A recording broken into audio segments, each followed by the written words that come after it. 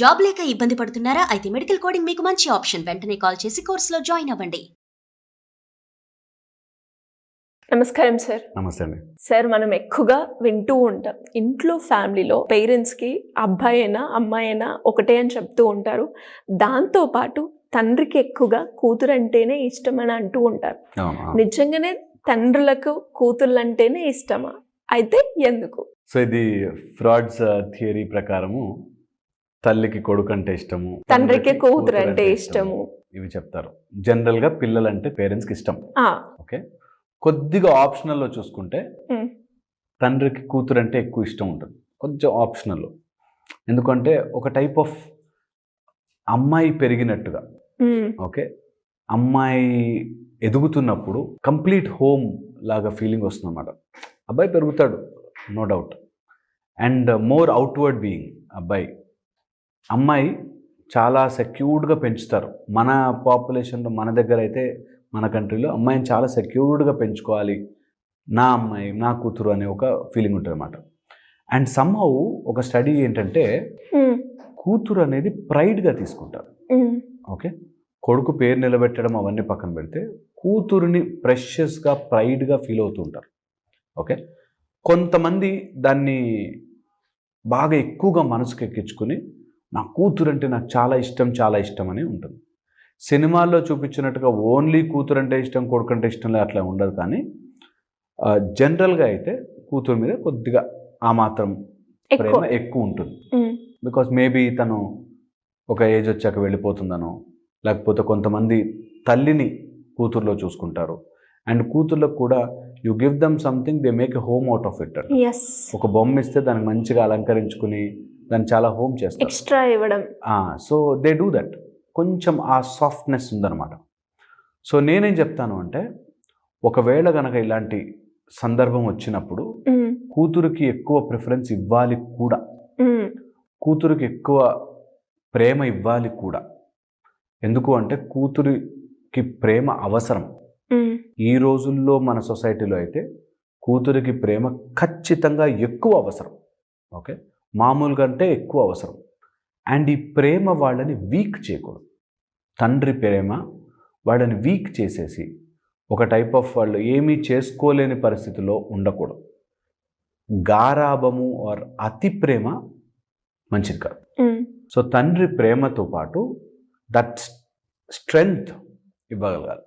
ఎప్పుడైతే స్ట్రెంగ్త్ ఇస్తారో పిల్లలకి, అబ్బాయి కానీ అమ్మాయి కానీ, బేసిక్గా మన టాపిక్ అలా వచ్చింది కాబట్టి, అమ్మాయికి ఎప్పుడైతే స్ట్రెంగ్త్ ఇస్తాడో అది రియల్ ప్రేమ.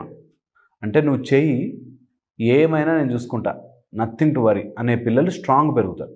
నువ్వేం చేయకు నాన్న, నేనే చూసుకుంటా, నేను చేసి పెడతా, నేనే కొనిస్తా, యు ఆర్ మిస్లీడింగ్ పిల్లలు. తర్వాత ఫ్యూచర్లో వాళ్ళు చాలా ఇబ్బంది పడతారు. ఓకే, సో వాళ్ళని చెయ్యనివ్వాలి. ఏదైనా ఇబ్బంది అయితే నేను already I'm always there for you అనేది ఒకటి ఇవ్వాలి. అండ్ తల్లి ప్లేస్ ఎ మేజర్ రోల్. కూతురు పెరుగుతున్నప్పుడు తండ్రితో పాటు తల్లి చాలా చాలా ఇంపార్టెంట్ రోల్ ప్లే చేస్తుంది. ఎలాంటివి నేర్పించాలి, ఎలాంటివి మనము పిల్లల మైండ్లో పెట్టాలి అనేది ఇంపార్టెంట్. దట్ నీ డిగ్నిటీ కంటే నీ సక్సెస్ గొప్పది కాదు అని నేర్పించాలి. నేను సక్సెస్ కావడం కోసం ఏ పనైనా చేస్తాను. Dignity is more important. For women ఇంకా ఇంపార్టెంట్, ఫర్ గై ఇంకా ఇంపార్టెంట్. బాయ్ పెరుగుతున్నాడు అంటే వాడికి కూడా చెప్పాలి, నువ్వు ఏదైనా చేయి, character, if your character is lost, everything is lost అని నేర్పించగలగాలి. ఓకే, నీకు డబ్బు పోయినా, కొంచెం హెల్త్ పాడైనా ఏం కాదు, చేసుకోవచ్చు. బట్ ఇఫ్ క్యారెక్టర్ ఇస్, నీ వ్యక్తిత్వం పోతే you are lost in all fields అని చెప్పగలగాలి పిల్లలకి. అందులో అమ్మాయికి, బికాస్ మన టాపిక్ అమ్మాయి కాబట్టే చెప్తున్నాను, అమ్మాయికి ఇది గట్టిగా చెప్పాలి. దట్ యు ఆర్, ఈ రోజుల్లో తొందరగా డైవర్ట్ అయిపోతారు. నేను ఇలాంటి బట్టలు వేసుకుంటేనే చాలా సక్సెస్ఫుల్, ఇలాంటివి చేస్తేనే. నో, అది రాంగ్. అది నిన్ను మార్కెట్ చేస్తున్నారు. సో అడ్వాన్స్మెంట్ పేరుతో మార్కెట్లో ప్రోడక్ట్ అయిపోవద్దు. ఇది వెరీ ఇంపార్టెంట్. సెకండ్ వచ్చేసి, ఎప్పుడైనా సరే ఓన్ డెసిషన్ తీసుకోవడం, ఆ డెసిషన్ యొక్క ఫలితం అనుభవించడం పిల్లలకి నేర్పించాలి. తండ్రి కూతురికి ఆ మాట కంపల్సరీ నేర్పించాలి. ఏదైనా డెసిషన్ తీసుకో, ఆ డెసిషన్కి స్టిక్ ఆన్ అయి ఉండు, దాని ఫలితాలు అనుభవించు. నాకు ఈ ఫోన్ కావాలా, ఈ ఫోన్ కావాలా, డెసిషన్ యువర్స్. ఏ ఫోన్ తీసుకున్నా సరే దాన్ని ఎంజాయ్ చేయడం, అది ఎస్ నేను తీసుకున్న డెసిషన్ అనే రెస్పాన్సిబిలిటీ ఇవ్వడం ఇంపార్టెంట్. అప్పుడు రేపు పొద్దున ఎవరైనా అబ్బాయిని సెలెక్ట్ చేసుకున్నా, రేపు పొద్దున ఏదైనా జాబ్ సెలెక్ట్ చేసుకున్నా, రేపు పొద్దున కోర్స్ సెలెక్ట్ చేసుకున్నా, whatever decision you are taking, you take responsibility. నువ్వు చెప్పు, నువ్వేది చెప్తే అదే, నువ్వేది చెప్తే అదే అన్నావంటే వాళ్ళు ఏది చెప్తే అదే కిందకి బానిసల్లా బ్రతుకుతారు. తండ్రికి ప్రేమ ఉన్నా దట్ డెసిషన్ మేకింగ్ కెపాసిటీ వాళ్ళకి ఇవ్వాలి. డెసిషన్ మేకింగ్ అయ్యాక ఏదైనా ప్రాబ్లం జరిగితే వెంటనే వచ్చేసి సాల్వ్ చేసేసి ఇచ్చేకు. Very important third point, quick help. ఎప్పుడూ క్విక్ హెల్ప్ ఇవ్వకూడదు. పిల్లలకి ఎప్పుడైతే త్వరగా హెల్ప్ చేసేస్తామో వాళ్ళని వీక్ చేసేస్తాం. క్విక్ హెల్ప్ ఇవ్వకూడదు. వాళ్ళు వచ్చి అడగగలగాలి, నాన్న నేను ఈ సమస్యలో ఉన్నాను నాకు హెల్ప్ చెయ్యి, అమ్మా నేను ఈ సమస్యలో ఉన్నాను నాకు హెల్ప్ చేయి చెప్పుకోగలిగే స్పేస్, తెలివి వాళ్ళకు ఉండాలి. క్విక్ హెల్ప్ ఎట్టి పరిస్థితుల్లో ఇవ్వకూడదు. Very very very important. ఇది పేరెంట్స్ అందరూ తెలుసుకోవాలి. No quick help. And quick suggestions. Quick suggestions అంటే ఇంకా ప్రతి దానికి నువ్వు అలా ఉండు, అలా కూర్చో, ఇలా నించో, ఇలా చెయ్యి, అలా చెయ్యి. నెవర్. పిల్లలకి ఎప్పుడైతే సజెషన్లు ఇస్తావో తక్కువని టార్చ్ లైట్ బయట వెలుగుతుంది. లైట్ బయట వెలుగుతుంది వాళ్ళకి. ఇంట్లో మా అమ్మ ఏది చెప్పినా తిడుతూ ఉంటుంది రా ఊరికే అనగానే బయట ఎవడైనా హాయ్ డియర్ అని మెసేజ్ చేసినా వాడి మీద లవ్లో పడిపోతారు.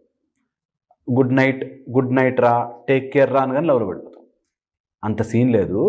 I know how to take decisions. ఎవడో ఒకడు గుడ్ నైట్ అని పెట్టినంత మాత్రం లవ్లో పడను ఆర్ అలా వెళ్ళిపోను, అలా డివియేట్ అయిపోను తెలుస్తుంది. ఓకే, సో అందుకని క్విక్ సజెషన్, తొందరగా ప్రతిదానికి కరెక్షన్లు చేస్తూ ఉంటే ఆ ఇంట్లో చాలా ఇబ్బందిగా ఉంటుంది. Don't correct quickly. వాళ్ళు మిస్టేక్ జరిగినప్పుడు ఆ మిస్టేక్ రిపీట్ అవుతున్నప్పుడు కరెక్ట్ చేస్తే చాలు.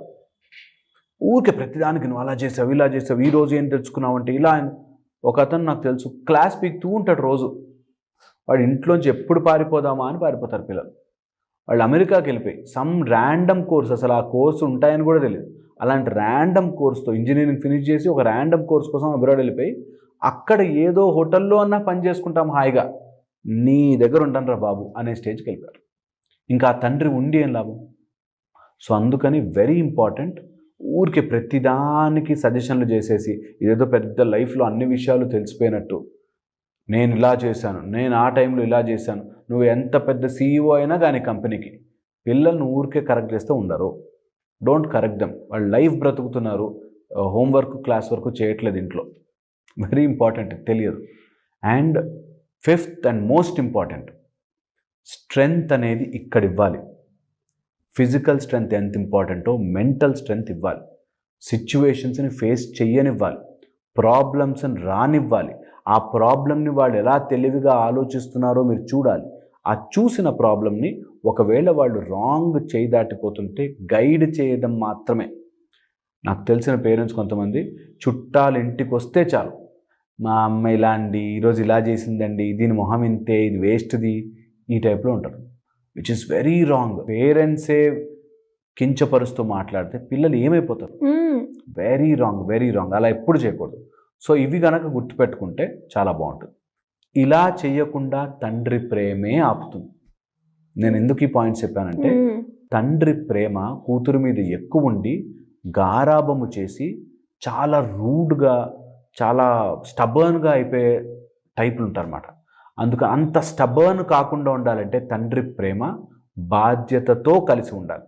తండ్రికి బాగా రిచ్ ఉన్నారనుకో, నా దగ్గర డబ్బులు ఉన్నాయి, నా కూతురు ఏది చేసినా ఓకే, అలాంటి వాళ్ళు చాలామంది ఇప్పుడు డైవర్స్ కేసులు మేము చూస్తున్నాం.